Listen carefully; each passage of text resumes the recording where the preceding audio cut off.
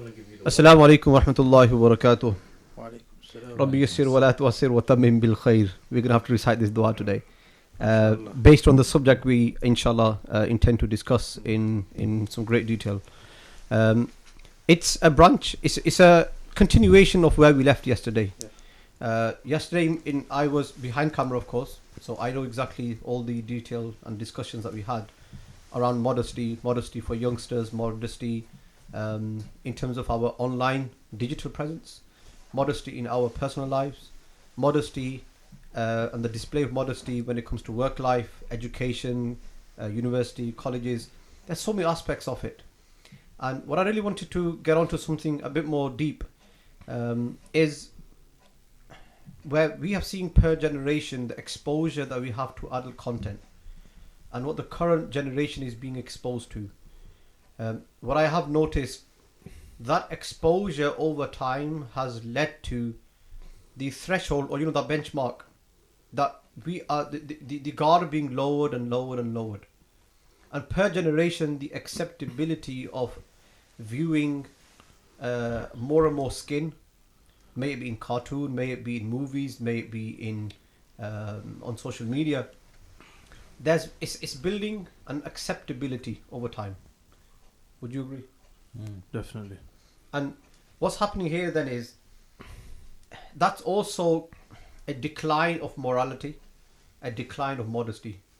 And per generation, we're only seeing that worsening. And I've used this example many times in my talks as well. And the example I gave is of, Mr. Bean, the cartoon. I believe last year I also mentioned it as well on last year's podcast, those who have been following us from last year. So when we, as kids, we were playing Mr. Bean, and there's a scene where it's summer and his neighbour comes out in a bikini. And the moment that scene comes on Mr. Bean, we turn the TV off. And no, it's a no-go area. We can't see, even if it's a cartoon, it's an animation. But because it's an exposure of skin in that way, we're not going to do it. We turn the TV off. Now we see the amount of exposure our current generation has had to stuff like this. Would they even consider seeing Mr. Bean's neighbour in a bikini to be wrong? As a cartoon as well. As a cartoon as well. Would they even frown? Would they even have, wrinkles on their forehead thinking, that's Ajib? Doesn't happen. The change is now that the new Toy Story movie that's come out, I think it was last year, where the character is actually gay in the cartoon movie. Stuff like this. So, all of this is... If you the change from what you're saying like 20 years ago, the cartoon world, to now is where you're showing partially nakedness, partially, to being absolutely to the opposite, having attraction towards the same gender. This is the change that's happened within 20 years. I think for the sake of the discussion, we should differentiate between what we're talking about. Illicit content, adult content is what we're trying to address, isn't it? Yes. Yeah, I've got a statistic here that apparently there's about 20,000 people every second watching pornography. Wow. Yeah, every second of the day. And there's a quote here that there's a pornographic magazine, and the founder of it, he said it's so obvious that if we invent a machine, the first thing that we're going to do after making a profit is use it to watch porn. And he links that to now there's virtual reality porn, and it's worth 1.23 billion already. That's A like scholar every time something comes out. Scholar in America, Hafiz, conducted a similar study a few years ago. I remember seeing this video, and it was actually a presentation talking about this content, of course, but the impact and effect it's having on the Muslim world, and how normal it's become there, and how it's become a generalized kind of thing.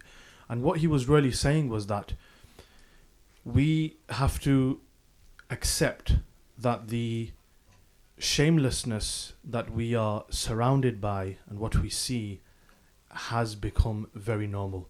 Because he then quotes ayah from the Quran of Surah Ali Imran, that when they go into shamelessness, they make dhikr of Allah subhanahu wa ta'ala and they turn to Allah subhanahu wa ta'ala. The ayahs are not coming into mind. However, he mentions that because of this shamelessness, the first time when you see it, it's really kind of lewd and vulgar, and it disturbs you. But over time, because we are surrounded by it so much, even into in the comforts of our homes through TV, laptops and phones, that you're almost, the word used is desensitized. And what that means is you stopped becoming disturbed and distressed by it. You actually start to think, what's the big deal? It's only a bit of skin or less clothing.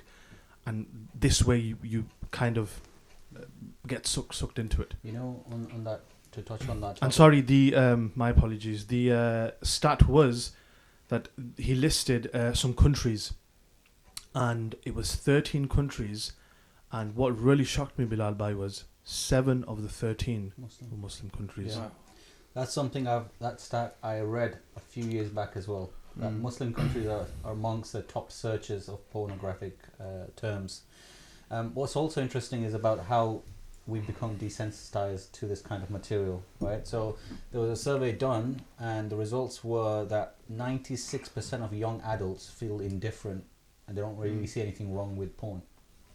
Now, and actually what was interesting is they see not recycling as a worse thing than watching porn, which really shows the kind of focus, or the limited, the lack of focus the society that we live in today is placing on, protecting ourselves from this kind of content and the harms of it. What you just said by Adnan is basically a reflection of the hadith. He said, Allah Ta'ala Sallam, he said, when a person, a mu'min, and he sins for the first time, it's like as though mountains have fallen upon his shoulders. He feels that. And then after that, he gets used to that sin. And then there comes a time when he sins, it's like just moving a fly from his nose. So being used to seeing the haram content, this is where it gets to. Then I did a Jummah topic on this same issue. The hadith in Muwatta Imam Malik, he said, Allah Ta'ala Sallam, he said that when there is haram in the community, fash, haram, then death is a lot as well. So if you see, like you said, majority of the Muslim countries now who are watching the haram content, you see the death toll there is a lot as well. But I also am seeing, after you mentioned the desensitivity, as viewers know, this discussion is unscripted. We're not following a pattern. We haven't got a board with, bullet points that we're going to follow. It's whichever direction we go in. And he's used a term that's really triggered, I think, my mind as well. The desensitivity is directly linked to Imaan. If you think about it, the desensitivity is directly linked to Imaan in the sense. The Prophet ﷺ said that when a mu'min sees haram for the first time and it's without his control, it's out of his control, then he lowers his gaze. And when he lowers his gaze, that is the highest form of Imaan. Allahu Akbar. That he sees it and it wasn't in his control and he's looked away straight away. That's the highest level of Imaan. And the daraja below that is he sees that haram, he then accepts it. Then the hadith says that satanic, that desire, the lust that's come through the eyes and the eyes have accepted it, you've then allowed it to sink towards your heart. Then the hadith says that the next level of Iman is when the daraja below that is that desire then comes into the heart. The heart either accepts it or rejects it. If the heart rejects it, fair and well. But the lower daraja below that is that the heart accepts that lust, that desire that has come through the eyes, has come to the heart, and has made its way in your heart. Then the hadith describes that lust, that desire, that temptation goes further down to your private parts. That's the lowest daraja of Iman. Your private parts either accept it or they reject it. If they reject it, you're still safe. And if it accepts it, that's when insan will then go out and commit the haram, whether it may be him pleasuring himself in the form of masturbation or any other means, or he goes out and commits zina, fornicates, adultery. And if he can't do that, then you will have men and women then that will go to the extent where they rape somebody in order for that fulfillment of that desire that they have had. But where has it come from? From the eyes. It's from the eyes. In fact, if you look in the ayah of Surah An-Nur, when Allah commands the believers to lower their gaze, وَقُلْ لِلْمُؤْمِنِينَ يَغُضُّ أَبْصَارَهُم مِنْ أَبْصَارِهِمْ وَيَحْفَظُوا فُرُوجَهُم. فُرُوجَهُم. So the preservation of your private parts came after the lowering of the gaze. And one of the dilala, the indications from that is that it's from the gaze that those things are born. So if you look at those things, it would lead to you not being able to protect your private parts and your chastity. But by lowering the gaze, it leads onto a knock-on effect of protecting your chastity. The hadith says that the first arrow of the shaitan is upon the eyes. Wow. Okay. And that's where majority, especially sin, which is relating to the opposite gender, and when we talk about lust and desire, that sexual temptation, majority of that starts with the eyes. You know, this is also, for me, I'm thinking out again, it's triggering thoughts. One of the things I'm thinking is, you know, ultimately your eyes and your hands are a blessing of Allah, right? Now, on the day of judgment, you know, they're going to take, Allah's going to take account of you, and they're going to testify to what you use those blessings for. So, just thinking, going back to, you know, the discussion we were having yesterday about haya and how ultimately that leads to deprivation of children, you know, having access to a father and the right upbringing. Just like that, with this kind of content, ultimately it's leading to two things. One is, you know, time. Everyone has time, very limited time on this planet, right? So that time you could have spent, you're depriving, you know, your good deeds, because that time you could have spent doing something beneficial for your akhirah, but you've now wasted that time doing something that's going to cause corruption on the earth. The other thing is, ultimately, if you're married, and this is interestingly enough also an issue for married men, not just it's not just youngsters and teenagers we're addressing here. It's a big problem amongst married couples as well. Yeah. Couples, where they don't find that satisfaction from their spouse. Yeah. One of the reasons is because they've seen so much adult content. When they don't see their spouse performing the same actions, there's that void that they still need to fill. And how is they filling that void? They're still going to the adult content. And that's the thing I wanted to touch on, is when you watch adult content, you're shown a unrealistic standard of pleasuring yourself, right? Like those there's a reason why they call pornographic performers and not, you know, real humans or members, is because they're ultimately performing, and it's a drama. And when you start taking that content as reality, your standard of satisfaction gets, the threshold you need to reach to be satisfied, it's so high that it's unachievable with a normal human being. And then ultimately what you're depriving yourself is not just yourself, but you're depriving your wife or your partner of sexual satisfaction because of this addiction that you've given room. I think as Hafiz has mentioned, it's all linked to the heart. One hadith does come to mind before we move on, is where the Prophet ﷺ has mentioned that if you see something bad, then you physically put a stop to it. You intercept. And if your hand is incapable of doing that, or your physical limbs, then of course you use the power of your tongue. And if you can't do that, which is the time that we are living in, then bare minimum, at least, find it to be corrupt and bad in your heart. You've mentioned relationships. One thing for me, relationships, of course, but how embarrassing and low, very unfortunate, and we make dua for those individuals, must that person be, that this act of pleasure which Allah subhanahu wa ta'ala has created as a ni'mah, a blessing for one with his partner, his spouse, and is such a secluded and sensitive thing that is between the two people only, the couple. And how has it become possible for the Muslim's mind, male or female, to be watching another male in that state and then finding pleasure over it, when Allah has made that exclusive for him and his partner, but he is watching another male in that form or in that appearance, and he's finding pleasure from that, which then leads to the third point. I think this is really important, is the health disadvantages it has. And one thing I've come across is the shrinking of the brain, and I think that's something we can elaborate on as well. What I was going to say is why people go down the route of watching the adult or the haram content. I think what we need to tackle as a group over here is an addiction. It's an addiction And because of that, people don't know how to come out of that addiction. And I think we as a group here, we need to give a solution.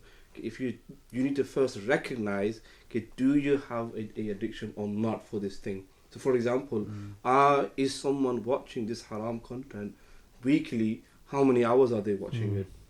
Very good point. Okay, and then from there you can go down the route of knowing how to come out of that. This whole thing of what we see has an impact. I think it goes beyond pornographic or illicit material. Even watching things in general, when you watch dramas, when you watch movies, all these things have a disastrous effect on your psyche, on the way you conduct yourself. So it's not just pornography and performance in those areas that is affected. Often you find people act out in random situations in ways that they've seen done in a dramatic or dramatized version of life, which is, soap operas or whatever, soap dramas, sorry. So it extends to even that. I think what we need to do is have a sense of reality and remind ourselves that what we're seeing on screen is never the reality. Whether that's a picture on Instagram, whether it's a whole soap opera, whether it's one of these adult films or whatever, it's never reality. If you start from that sort of first step towards, That's the deception of media as a whole, isn't it? Whatever outlet it may be, whether it be social media or maybe mainstream media, maybe it be film, maybe it be drama, all of this. And rightfully said that when we don't know and we can't distinguish between reality and what's being played out, it has deep-rooted effects. And I'm going to move on from what Hafiz Omair mentioned. That look, yes, we know that for some it may be an addiction, but what we're now noticing, as a statistic which I was looking through this morning in kind of prep for this, a lot of exposure that we're having now is the young generation. It starts as young as 11 years old. Wow. The stat says that, now these are recent stats describing that almost 50% of children between 11 and 13 have already viewed or have access to adult content. I was reading 11. a quote somewhere that the 12-year-old has got access to has seen a naked woman, has seen so many naked women, more than the richest person ever walked on the earth. Of previous generations. Yeah. In terms of access to the content. Yeah. Then the stat moves on. 65% of 14 to 15 year olds and 78, that's like almost 80% of teenagers between 16 and 17 have reported to be actively watching or have had access and know exactly what goes on. You know what was really interesting? It starts really young. Yeah. What's really interesting about the stats Ozair is mentioning is, one, to touch on your point, I think we need to there's this thing about media and how it's like almost putting a cover over your eyes, right? Ultimately, when you're watching pornographic content and satisfying yourself, what you're doing is essentially getting access to someone's privacy and using that to stimulate yourself in whichever way it is. Now, if you think about that, would you ever do that in a physical world? Like, would you ever sneak into someone's house through a window? What if someone walked in on you? And someone and actually satisfy yourselves right there? You can never even imagine, doesn't matter how filthy of a person you are, you would never imagine doing that. So why is it okay now just because it's in the digital realm, right? So I think that's one thing I wanted to touch on. The other thing about, you were talking about how almost 80% of young teens are able to access at least this kind of content. What was really interesting is, when you read about tech startups and technological companies and their founders, they actually don't give access to their children until the ages very similar age. So they're already aware of the harms this can do, and they're protecting their own children, but to benefit their own wallet, I would say that they don't necessarily sharing that knowledge with the rest of the world. Swordsman who makes swords, the blacksmith, doesn't allow his child to carry one because he knows the dangers. He knows what he's capable of, isn't it? I remember reading, the CEOs of Google and all these big platforms. They don't allow their children to have access to these devices at all until they're actually in their teens and they're mature enough and sensible enough to know right from wrong. When a child is being exposed, now one of the exposures which is really striking now, and in recent times, and in this country, the sex education, that now being lowered down as I think 5-year-olds will be taught. Wow. will be exposed to this stuff and taught, and the motive, and it's all been branded under education and awareness, so they know right from wrong. But what they are also doing is exposing that 5-year-old to this content. And between themselves, I mean, for example, I was speaking to a really good friend, Said, and you know, I think somebody, he was mentioning this. He was, I believe, in year 10 or something like that. And a friend of his mentioned to him, have you ever masturbated? He goes, what's that? Never heard the term.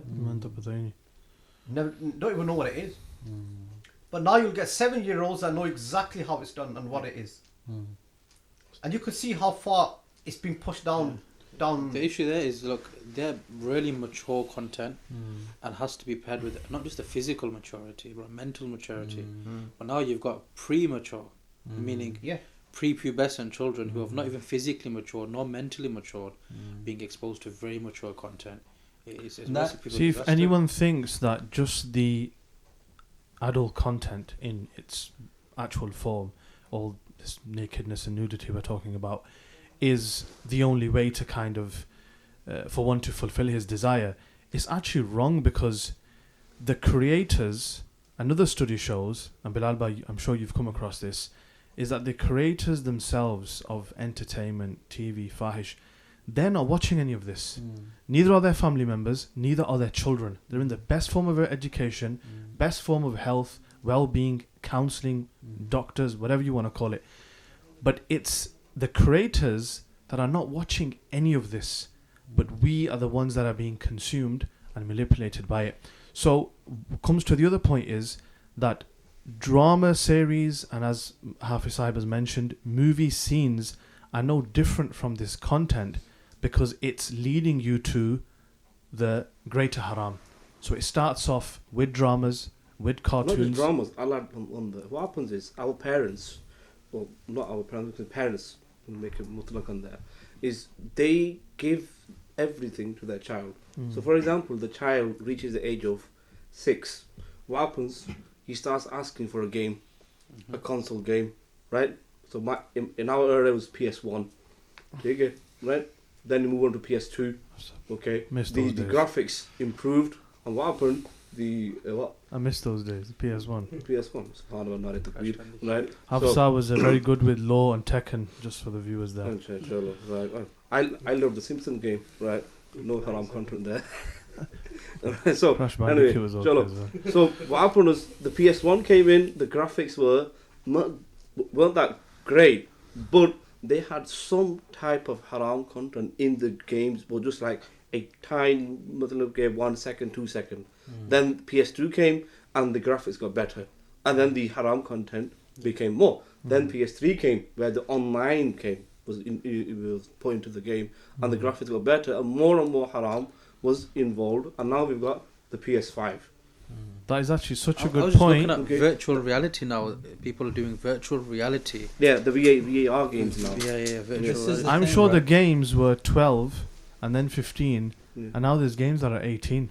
So that is actually a really good point. Push up to 25 plus now. I remember on a PC when it was Windows 95, Duke Nukem 3D. Yeah. That was the first game I'd ever saw. It was rubbish graphics as well. Yeah. The first game I'd ever saw, and that had half naked women on it. That is. But I think one of the solutions, or heading towards the solution, is to identify what actually pulls you in first and foremost. So for parents especially, it is games. Games is one of the first and foremost things, because you think it's so innocent. You know, gaming in the English language, just messing about, it's just a waste of time. So you could ask for a game and you think a game's a game, you're just going to mess about. But like Hafiz Sabs, I had highlighted that there are little seeds that they plant within you within those games. I think, but the modern era is we need to. It's become less of games now. Yeah. It's more of the phone. Social media. The social media, the use of the phone, games on the phone, right? Because if you look at the statistics of using phone games than console games, this is more. People playing games more on the phone than a console. You know, it's also... So it is... The solution is how to control the Another phone. thing which really adds to this, and it's coming back to the first point I mentioned of the scholar doing the presentation, and I've never heard of this before. You know, the music industry, when they're singing and rapping, how does the male singer describe the female and what he wants to do with her and his desires for her. So what that is, he says, it's audio pornography. Wow. So even through music, you're being tempted. So again, that relationship with Allah and His Rasul have declared to be halal only through wedlock, through nikah, and the boundaries are being transgressed. And the way, so it's not, you can't see it on screen, but you are hearing that haram between the relationship. Slope, basically. It's stimulating those desires, isn't it? Yeah. Whether it be through audio, whether it be through visuals. One thing now we need to, okay, we've mentioned all the problems in the community. Solutions. Moving towards why are young teenagers, why is the current generation, why are even adults, why are married people still watching this content? One research I was reading, it's, so from a science point of view, it's a release of dopamine. Yeah, okay. Is what they really crave. Right. So when a person is watching the adult content and he's having that rush in his brain through watching that content, that's what he's really desiring. Now, a person could be sat there for hours upon hours watching that content, and he then gets hooked onto it. Now, for the statistic that I was reading on that same report it was mentioning, it becomes such a problem that young adults are, throughout the day, they may be working, they may be at school, but during the day, their mind is still triggering, how can I get access? What am I going to do in the evening?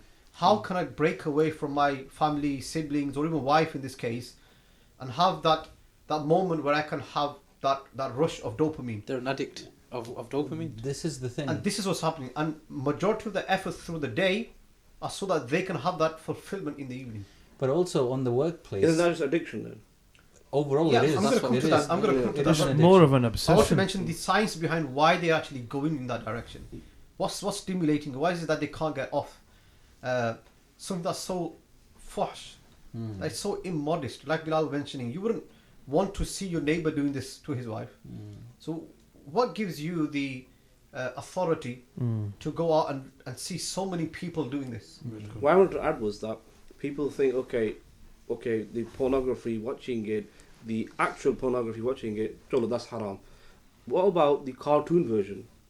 Is it called anime? Did I say that right? Okay, watching that, is that okay then? Because it's not the actual haram fail, it's just a cartoon version. So is that allowed as well? There's a concept of zone of acceptance in psychology. What it means is, when you've not exposed to this stuff, your zone of acceptance of filthy material is very narrow. So they won't show you the extreme version. They will show you something that's very close to your belief system but slightly out there. Maybe it's not covering the neck or part of the body, and they will get you to expand your zone of acceptance, right? Over time, that zone of acceptance increases enough for you to start to really watch some filthy and extreme content, because ultimately what you're doing is every time you watch this, what the kind of horrific content you watched the last time isn't enough to satisfy you. So you have to go a step ahead, to the point where some people in this world, unfortunately we live in, are not even satisfied by humans having sexual interactions anymore. They have to look at some weird, bizarre animals and humans or whatever else, right? Robots. Robot. There's all Japan. in Japan this is a actually big problem. leading- This is a big leading to issue this in now. Japan. So Not leading, they've already made. they've made these kind of options for They don't want to humans. get married any longer. Yeah. They rather have a slave in the form of a robot, Yeah. and they can have the fulfillment of all their desires, Yeah. knowing the robot's not going to speak back, he's not going to argue, he's not going to do anything. The actor, It's a complete the slave. actor William Smith, he had an interview This is with the reality robot. Yeah. It's happening. You don't interview- Regarding what Molana said about cartoons and stuff like that, we've not talked about the sinful actors themselves so far, because it's not actually who's doing what, it's what it's doing to you. Yeah. Al-ithmu ma haka fi sadrik, Yeah. is what effect does that have on you. So if you're watching a cartoon and that creates those same effects within you, then for you it's as haram. If it's watching an animal, for you it's as haram. We need to look at what it's doing to me, not necessarily what's happening. But then on the this screen. leads to the health and well-being which we mentioned.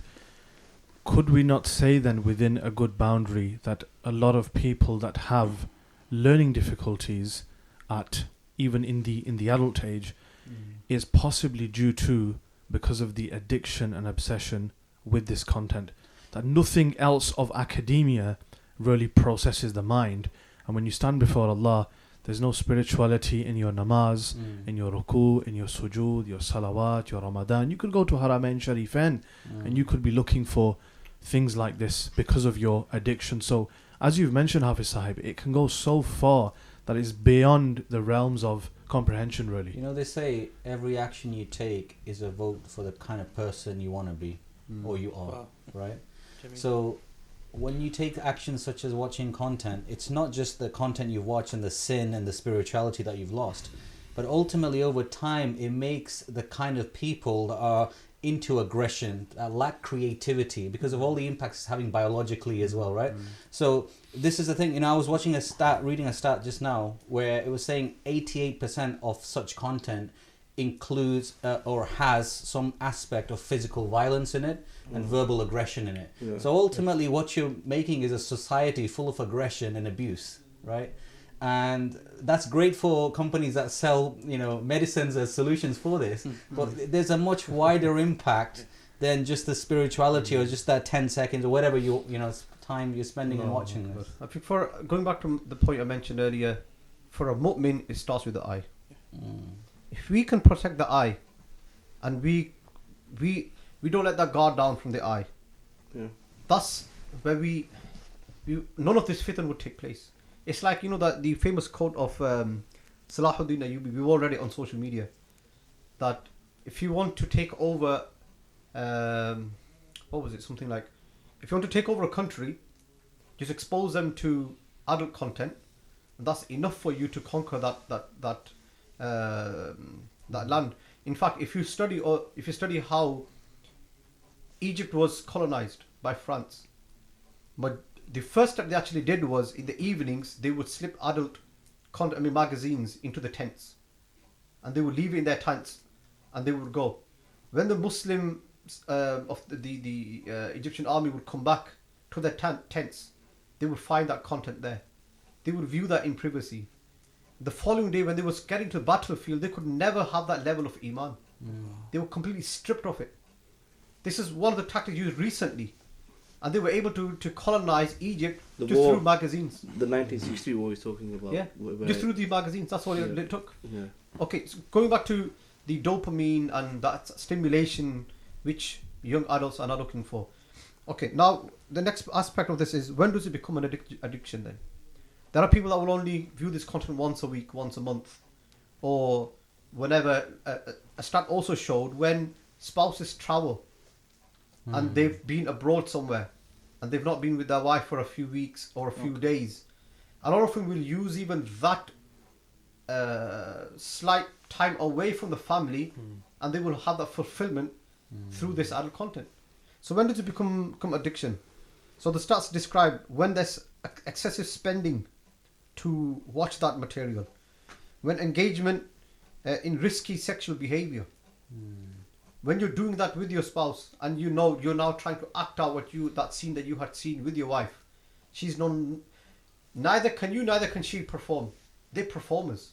It's like saying you're getting married to your husband and say, look, you got to perform like a footballer and you need to run that marathon because you have to be that performer. It doesn't work that way. But men, majority of the time it's men, they want to get married to a spouse who they expect to be a performer in the adult industry. Yeah. So when they then do become intimate and he's not having that fulfillment, that's when he starts to do risky things which can risk his health and his wife's health. What I've read online was that these performers, they perform the same act for, I think, 3-4 times. Okay, the actors themselves. The actors themselves do the same thing 3-4 times, and then they cut, and then they publish the most perfect video. They're limited by the bounds of what a human can do, right? So to make it look even more, dramatized, they have to do this editing and things like this. Yeah. But ultimately, to touch on your point about when does it become an addiction, regardless of what the surveys say, for me, at least my personal perspective is, the moment you start viewing any such content on a regular basis, whether it's once a month, once a week, once a day, I would consider that an addiction, right? If it was like a one-off, a mistake for whatever reason, you did tawbah and then now you don't watch it, that's when I would say it's not an addiction. Why would you go back to it in the first place? Yeah. Just before Hafiz Sahib continues, because that is very interesting, one thing that I came across is it's a global fault as well.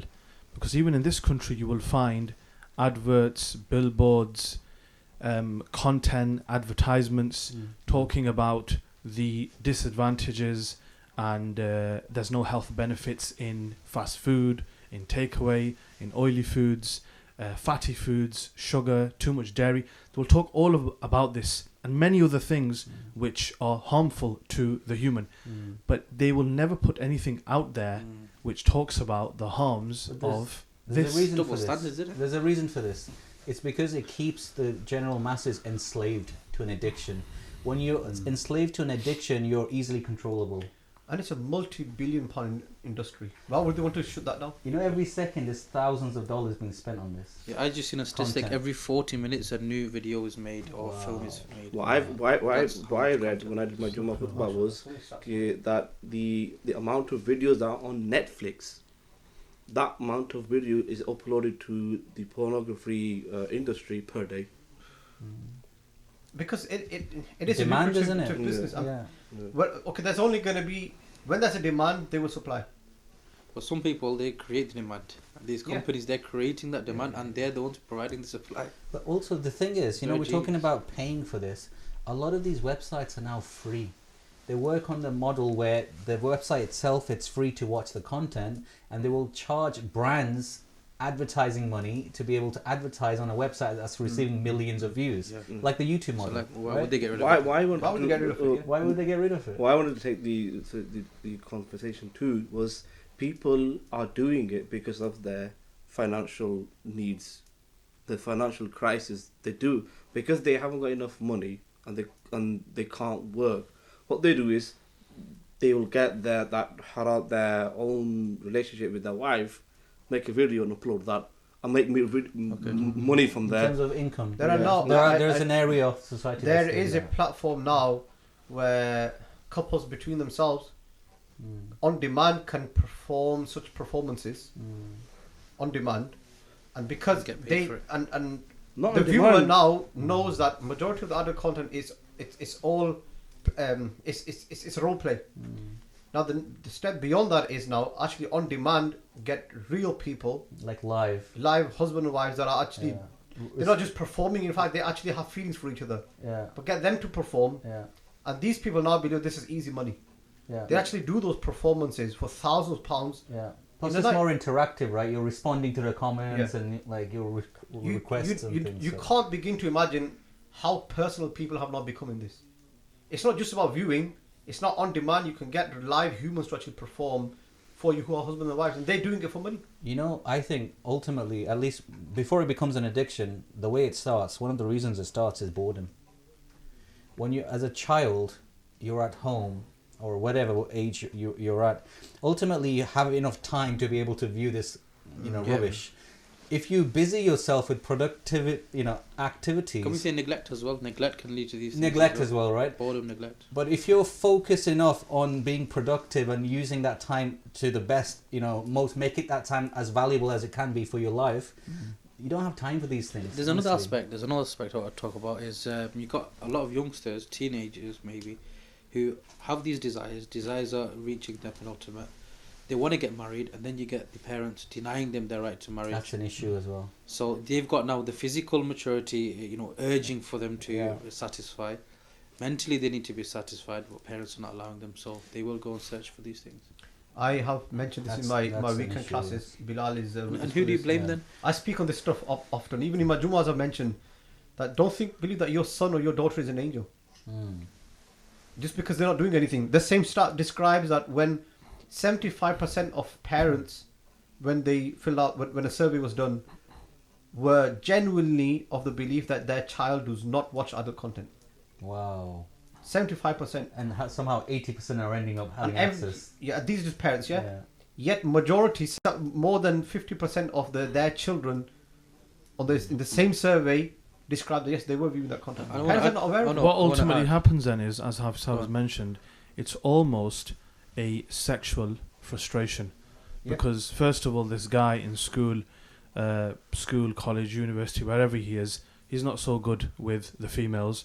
so he's not able to fulfill his desires that way, though it's haram in itself. And then the parents are not allowing him to get married, and it just becomes frustration. The only really option he's got is this content. This is why also, now it makes sense that you're mentioning this, why in Muslim countries they're amongst the top searches, right? That's where you find this thing happening. Yeah, because in the West there are other options to relieve your, feelings and hormones, whatever else you have. Can we say that, those people who are indulging in it, we don't want to make them feel like they're the criminal. In many sense, you're actually a victim. You're a victim to this marketing campaign, to all these pressures as well. Yeah. So one of the steps towards getting out of that is recognizing that you're a victim first and foremost. There is therapy, there is help. So I think we need to come to the solutions now. Yeah, what's the solution? I was watching Sheikh Asrar's speech once, and he was saying, in line with addiction and this watching haram, and he mentioned that a person who has an addiction and wants to come out of it, or he's watching the haram content and wants to stop himself, what he should do is, I think you mentioned it once, wear a wristband. That whenever the brain makes him, let's watch the haram, look at the wristband, and it'll remind you that I should not be watching this. That's a solution that to come out. A practical thing you can do. Yeah. I think if people kind of implement, like Bilal Bhai mentioned, something productive in their life that they know for a fact is going to steer them away from this content, and may it be games for some while. Anything to take you away, because the game is not going to have... I mean, you could play Call of Duty, not that I'm promoting team deathmatch or domination, for 10 hours between Iftari and Sahri, and you miss your Tarawih as well, because that also happens. I think they actually do that. Just pre-Iftari, they spend 4 hours, kill that time, online gaming. Before you know it, mum's calling, oh, thalle aao. But if that's keeping you away from... defeat my point, but what I was saying before I forget is you'd rather do something productive which can help you and steer your mind away slightly, even if it's not ibadah for the first few days. Again, we're not playing FIFA or playing Call of Duty. Something which takes your mind away from the greater harm. I think this would be really beneficial. Even company, would you not say company as well? Company as well, but what I was coming to is an activity. Maybe football, sports, gym. Going to the gym. Yeah. Okay, then you'll say he's going to the gym and there's females there as well. But possibly some side buy stuff and does it at home. In-home gym like Ismail. He does a few curls when before I he comes mentioned to the class. previous point about the dopamine release, that study described that they got then students and those that were involved in that research into sports. Okay. And that release of dopamine and adrenaline, if they get it through boxing, if they get it through wrestling, they get it through football. Something like that, it's a better way of them having that rush that they actually are demanding, than them to be sat on a screen and pleasuring themselves. That's actually true. So that's diverting. I mean, and the point you mentioned as well, boredom is one of the main reasons people are doing this. Yeah. Or anxiety. If you read the research on the effects of adult content, majority of it comes under mental health. Anxiety, depression, disorders, boredom. All of these things really lead somebody who's looking for some excitement in his mind. And like Quran, if you look at even the Quranic discipline, Allah Ta'ala describes زُيِّنَ لِلنَّاسِ حُبُّ الشَّهَوَاتِ. And the first thing that Allah says that we adorned human is with desires of what? In categorically number one, women. Biggest. Not even the cars or the horses and the gold and silver, which is mentioned afterwards. Women has been mentioned first. So naturally, when a man is sat there or a woman, and due to boredom, anxiety, depression, or running, women. The first thing he's going to look for, what can I do that's the most attractive to me, which is opposite gender. You know what's surprising about this is now historically this problem was more concerning men. Now a lot of women are having this issue as well of being addicted to pornography. Yeah. And I think this is why we need to really come up or help those people that are affected with solutions that are achievable. Do you know why women are being addicted to this? Is because the husbands are watching the haram content so much that their male capability of with the wife has gone down. That's a very true point. You know, there's also biological impacts of masturbation. Yeah. If you start too early, for example, which you were mentioning, or if you start at all, but especially if you start too early, it massively reduces the sperm count a male has, right? So by the time he's finally married and looking to have children, he's not able to have children. Okay. So there's real biological so it creates socially anxious people. It's crazy how depression. those companies at the top are controlling everything. They can even reduce the amount of reproduction that takes place now, or having disabled children or whatever now. All coming from. It's crazy, right? Like the vast. I think this is the thing. There was a report by the Daily Guardian that the sperm production in the UK has gone down.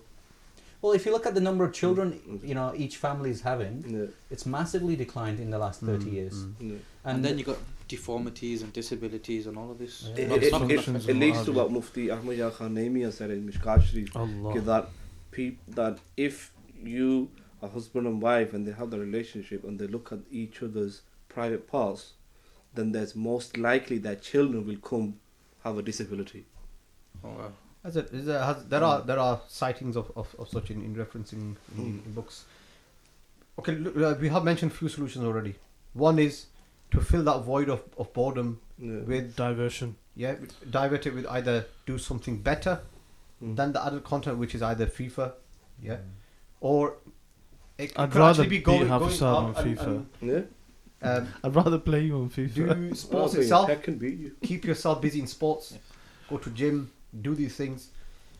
Moving, for those that are serious. Can I give a solution? If you go forward, before going forward, one solution I would like to give to the viewers is people need to get in the habit of reading.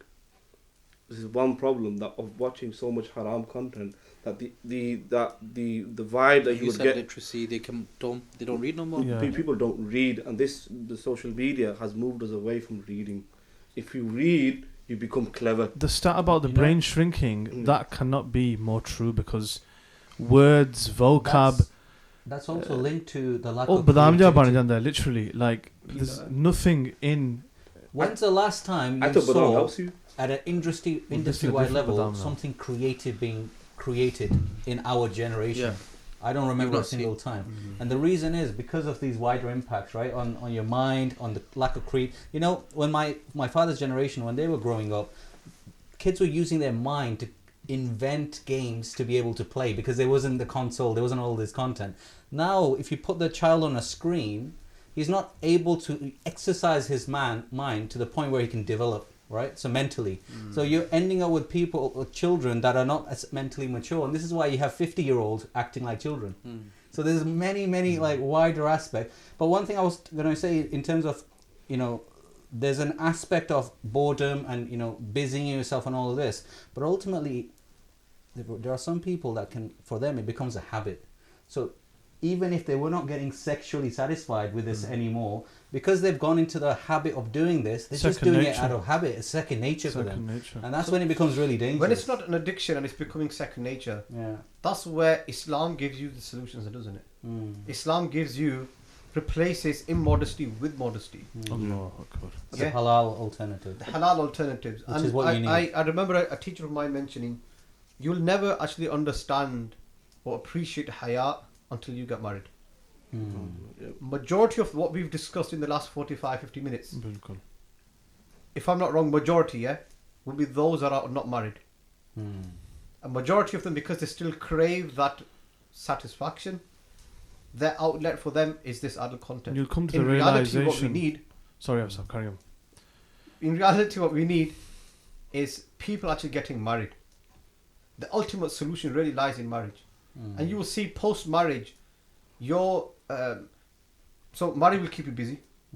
Get a woman that talks a lot. She won't. You're not gonna have time to sit down and do anything. High demands. She'll keep you entertained.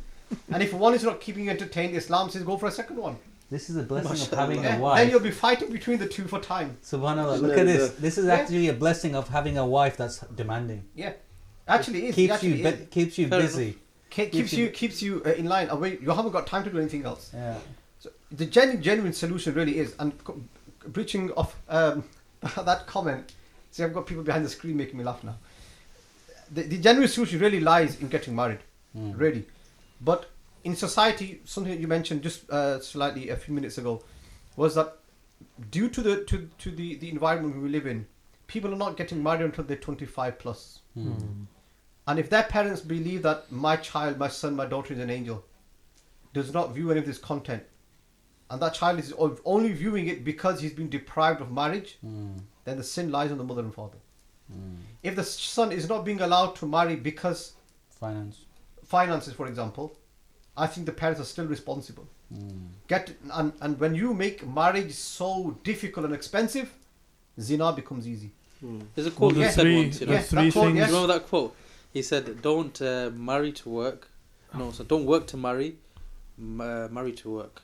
Meaning, a lot nowadays we think that we've got to work to be able to be in the financial position to marry. But if you get married first, Allah will give you the rizq for two people. You know what? The Prophet ﷺ has said, "Do not delay the three things, and one of them is marriage."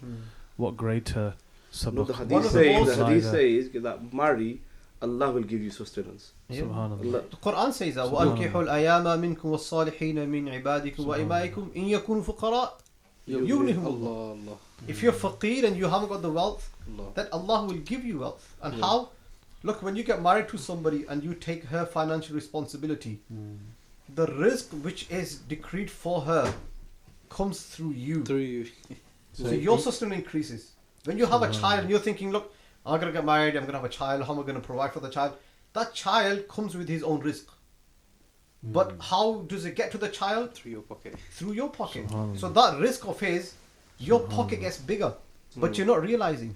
And when parents are not allowing their daughters and sons to get married, for the few reasons that we have nowadays. One, education, you've got to have a degree. Two, you've got to have a house, you've got to have a car, you've got to have a business, you've got to have enough money. When those demands we make... Two houses. When we make such demands, that's when you're now making marriage more and more and more difficult. We also have this issue of caste issue. We're not allowing the son or the daughter to get married because the potential spouse that you're finding is not from our caste. It's not from our brotherhood. I didn't believe this when I heard this. I thought it was a thing of the past. But recently two cases came to my door it still about exists. this, and it still exists. It's happening in the UK. Could not believe it. One thing also as a solution, just to go back onto the solutions, is, if you're a heroin addict, the solution is to not give you heroin or make it very difficult for you to access heroin, right? That should still apply just because it's a digital addiction to digital addictions. When you are addicted to pornography, there are apps now that can block access to adult content and specific websites, whatever you want, right? You can even get your network provider to do it for you. So if you're on Vodafone, they can do it for you. Even your Wi-Fi at home, you can get adult control. But it all goes back to sincerity. If you're genuinely sincere and truthfully wanting to fix your addiction, then sincerely ask firstly Allah for help, do dua, and two, sincerely take the actions that will then make it much harder. Changing habits is very simple. If you want to adopt a habit, make it as easy as possible for you to adopt it. And if you want to stop a habit, make it as difficult as possible for you to do it. So the step towards leaving that habit is making it very, very difficult to access such content. What I want to say is that, yes, all of this is correct, okay? But one thing that people should not leave is always ask tawbah to Allah subhanahu wa ta'ala. Yes, we know people will find it hard to come out of this. But remember, for example, you've watched it, the next second do tawbah. Because Allah subhanahu wa ta'ala will forgive. And Imam Ghazali touched upon this. He said that people ask this question, that I do sin and then I do tawbah, what's the benefit? Imam Ghazali says that you do tawbah, as soon as you tawbah, Allah subhanahu wa ta'ala might give you death. So as soon as you die, all your sins are forgiven. So do not leave. The minute you start doing tawbah, going back, you make tawbah, you go to the sin again. You make tawbah, you go to the sin again. There comes to a point, as we mentioned, the desensitivity, is you start to actually say to yourself, I'm going to go back to it anyway. But the minute you think that, then you are going to go back. So I think it's a brilliant point that no matter how many times you view this or make this sin, you have to go back to Allah subhanahu wa ta'ala. There's two things I want to add. Somebody asked, I think Imam Hassan al-Basri, they asked him, what do you say about a man? يُذْنِبْ ثُمَّ يَتُوبُ. He sins, then he does tawbah. He sins, he does tawbah. He sins, he does tawbah. He said, مَا عَلِمْنَا ذَلِكَ إِلَّا مِنْ صِفَاتِ الْمُؤْمِنِ. He goes, that's the qualities of a believer. Allahu Akbar. Tawwabin, those who turn to Allah oft. Subhanallah. Another Imam asked, he said, Subhanallah. I do tawbah, but then shaitan gets to me again and I sin. I do tawbah, shaitan. He goes, keep doing tawbah until shaitan gets tired of you. I think that the Keep hadith, turning back to Allah. You know, and also It is one day मेरी गाल. the hadith, I think I'm gonna add here, is that The shaitan is The- into the. he sallallahu alaihi wasallam said, "Who's a good sinner?" To get the question, who is a good sinner? How's that possible?